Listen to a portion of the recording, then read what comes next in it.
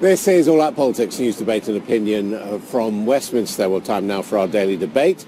So, Mrs May has the Brexit starting pistol in her hand, but Nicola Sturgeon has already fired her gun to hold a second referendum on Scottish independence. They were asking, what effect will Brexit have on the devolved nations? Joining me are the SNP's Justice and Home Affairs spokesperson and member of the Exiting the EU Select Committee, Joanna Cherry MP, Plaid Cymru's Brexit spokesman, Jonathan Edwards MP, and the former SDLP leader and Deputy First Minister of Northern Ireland, Mark Durkan MP. Welcome to you all.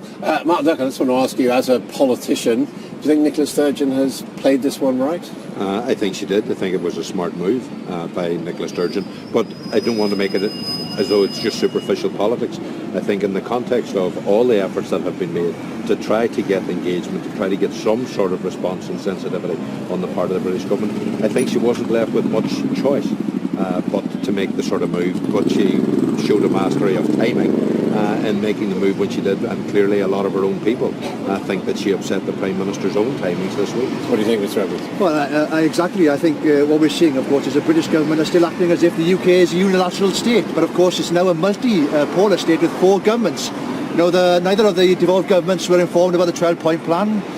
Neither of the devolved governments were informed about the Brexit white paper. There's no respect from Whitehall, and I think unless there's a radical change in the approach of the UK government to the Brexit negotiations, the huge political tensions that are being created are inevitable. The tectonic place within the UK is shifting. I never thought in my lifetime that I'd see the unionist majority in the north of Ireland disappearing. That happened the last 2 weeks ago. These are seismic political events, and what's happening in Scotland, of course, is inevitable because there's a clear mandate there. If Scotland voted to stay in the European Union and the UK decided to leave without their consent, and also going for the extreme Brexit, which is the option of the Prime Minister, that's creating all the political tensions within the UK at the moment.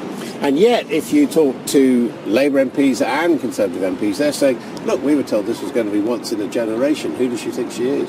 Well, circumstances have changed completely since 2014, Adam. In 2014, Scottish voters were told that the only way to guarantee their membership of the European Union was to vote to remain part of the UK. Now we face being taken out of the European Union against our will with a hard Tory Brexit. We're going to be out of the European Union whatever happens, aren't Well, you? that's not correct because circumstances have changed completely. At the moment, Scotland is part of an EU member state.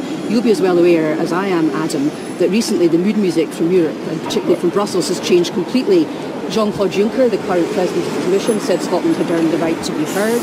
Guy Verhofstadt, former Prime Minister of Belgium and the Chief Negotiator at the European Parliament, said that he saw no differ of Belgium, and the Chief Negotiator at the European Parliament said that he saw no difficulty in an independent Scotland becoming part of the European Union. The key thing is we're in uncharted territory here, and what Nicola Sturgeon did yesterday was she seized the initiative to give the people of Scotland an informed choice But they don't want it. about Look at what the they opinion want to polls. do. They don't want another referendum. The people of Scotland elected Nicola Sturgeon's government last year on the highest popular mandate of any devolved government in the devolved era in Scotland. She got 46.5% Yes, she lost 50%. of the vote.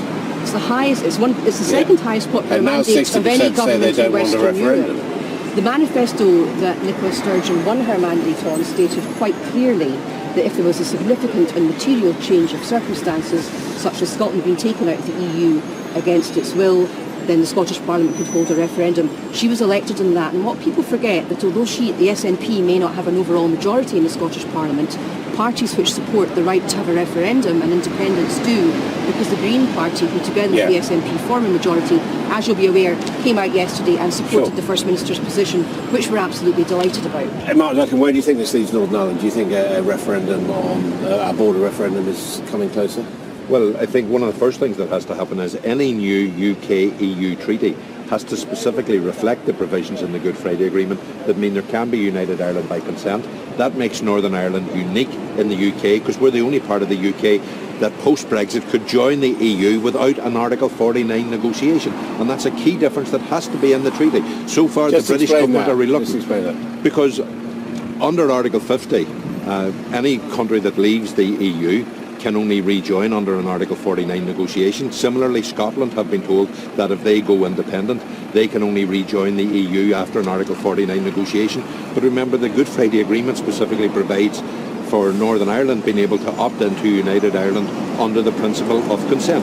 And it has to be clear that there's no ambiguity that in the event of a referendum on Irish unity, that our automatic entitlement to the EU would stand. And the British government has to protect that. The Taoiseach has made that clear in Brussels as co-guarantor of the Good Friday Agreement. Theresa May has so far failed to do so. So are you, as the main Nationalist Party of Northern Ireland, are you going to be saying we want a referendum for this very reason, so that we can unite with Ireland and stay in the EU? Is that your... Well, the first thing we want to do, remember the Good Friday Agreement says that referendum, when it takes place, has to be without external impediment, and it's a choice for the Irish people, north and south. I don't think a referendum against the immediate backdrop of all of the uncertainty around Brexit and the speculation there would actually be one without external impediment. So the first thing we have to do is protect what the Irish people voted for in a referendum when they voted for the Good Friday Agreement. We have to protect that first and foremost. And if we do that and protect the optimum consensus there, then that will provide the best conditions in which we can then have a subsequent referendum. Clearly all these tensions within the nations of the United Kingdom, where's Wales and all that? Well, I think if there was Irish reunification and or Scottish independence, that would be a material change. And I think then Plaid Cymru will seek a mandate to hold a Welsh referendum, a multi-option referendum, and give the people of Wales an opportunity to decide their As own I future. understand it, Plaid Cymru is not fully committed to independence, is it? Well, the Plaid Cymru's constitutional position is to support independence for Wales. And as I was saying, if there's a material change, if the British state ceased to exist, then I think then that would stimulate a debate in Wales. But I think the big question, the tensions that have been created by Brexit are of the Prime Minister's own making. The Scottish Government put forward a compromise proposal to stay within the single market. The Welsh Government's position is to stay within the single market. Northern Ireland want to stay within the single market, obviously, because they don't want a hard border across the island of Ireland. We have a UK government which is ignoring the wills of the democratic mandates expressed by the Welsh Government and the Scottish Government. And I think that creates huge political... Yeah, but the argument which the Westminster Government makes is, look, the UK as a whole voted to leave, and now that we've looked at the small print, if we want control of our borders, we've got to leave the single market. Well, the common travel area, of course, will exist between the Republic of Ireland and the UK. And the last time I saw the Republic of Ireland was a member of the European Union. So there will be an open border. Has no intention of leaving. And exactly, there's absolutely no intention. We were in Dublin and they were incandescent with rage at the position of the UK government. And Ireland's going to be probably our best ally in those negotiations. No, but nonetheless, the majority in the UK, as interpreted by the government, the majority want to close borders because they don't want freedom of movement. And if you not going to have freedom of movement, you have to leave the single market. That is a logical extension of... I appreciate Scotland voted the other way, but UK-wide, that's a logical extension, isn't it, of voting to leave the EU? I wonder whether it is, Adam, because you were explaining it very clearly and succinctly just now.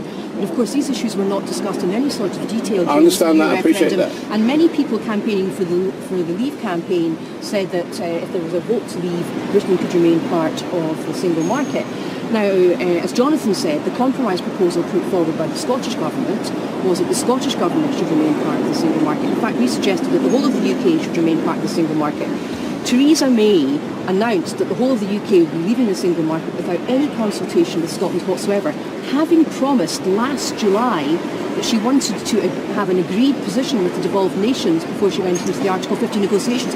So Theresa May has broken her promise to the devolved nations. Theresa May is obviously in a terrible panic about this, judging from her performance on television yesterday, but she's brought this upon herself. You can't just take a snapshot of the EU referendum as though nothing went before. At the Scottish referendum, we were told repeatedly in Scotland that we were an equal partner in the Union and that we shouldn't leave the UK, we should stay and lead the UK. But when we made a sensible, leader-like proposal to lead the UK, saying that the whole of the UK should stay in the single market, it was treated with utter contempt. And I'm sure my colleagues here will agree with me that the Joint Ministerial Committee, which was put together to look at the devolved nations involvement, has been an utter farce. Mark Drakeford, the Welsh Minister last week, described it as being less well organised than one of his local community councils.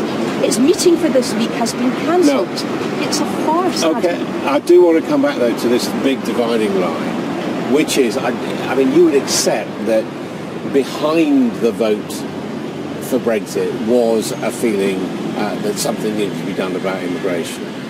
Would you accept that? Well, that's what I hear from some colleagues among British MPs. No, yes. but from real, it wasn't what I was getting. My constituency voted by over 70%. Yeah. No, but therefore, what I'm saying is, therefore, isn't that the dividing line? That if, whatever one want to call it, England wants to close its borders, then you guys all want to keep your borders open, and so that's where the split happens. Even those who campaign for Brexit in Northern Ireland are now saying they want to keep borders open.